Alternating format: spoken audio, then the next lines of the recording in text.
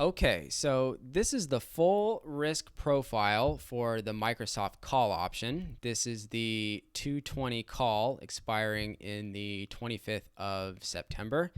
The first thing you'll notice is that there is now a purple line in this risk profile. The blue line represents the profit and loss at expiration, and this purple line represents the profit and loss of your option right now.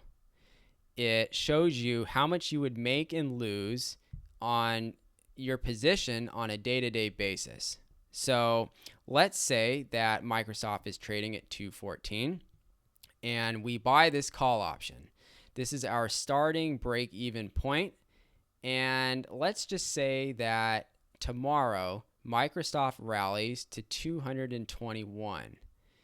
You can see that our profit on this position is about $300. So what this means is that the option premium has changed from $4.95 to $7.95, and we'd be able to sell it at that price and make $300. So now let's say that Microsoft doesn't do anything for a week. I'm going to go ahead and pull the simulation forward by 7 days. You can see that the purple line has moved down a little bit. The break-even point is now 216.3, and the 214 stock price that we originally bought at is showing a $70 loss. This is time decay. Time decay has eroded $70 worth of value in the last 7 days.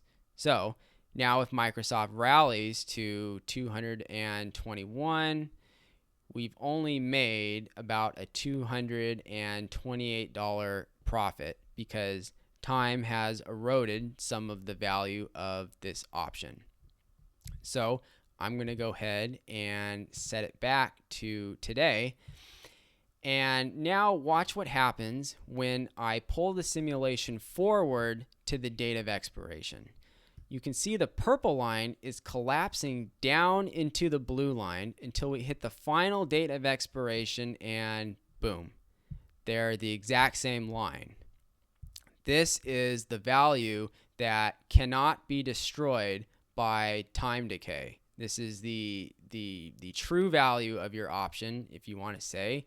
It's referred to as intrinsic value, whereas the purple line is the value of time and implied volatility, and it's referred to as extrinsic value. So this is the value that gets destroyed on a daily basis due to time decay, and the blue line is the value that cannot be destroyed by time decay. So the goal is to catch the stock on a move as soon as possible.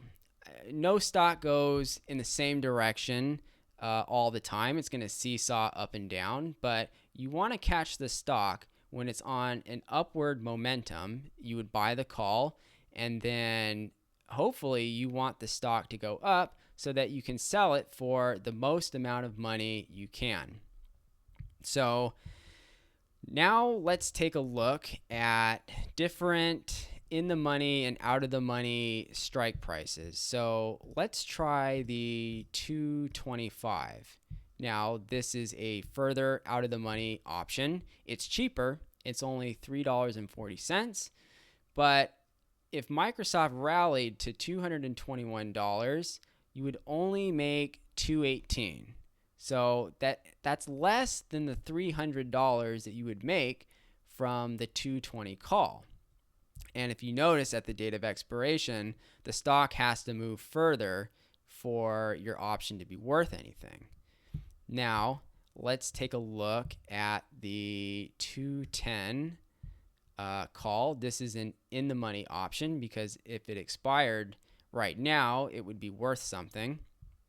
You can see that if Microsoft rallied to 221, we would have a $415 profit. So it's more than the out of the money option, but you have to pay a lot more for an in the money option. The premium is $9.80. So it's almost double what you would pay for the 220 call. So this is a bit of a game. I hope you can see that there's a little bit more analysis that's required to trade these than stocks. So in the next video, I'm going to go over something called the option Greeks.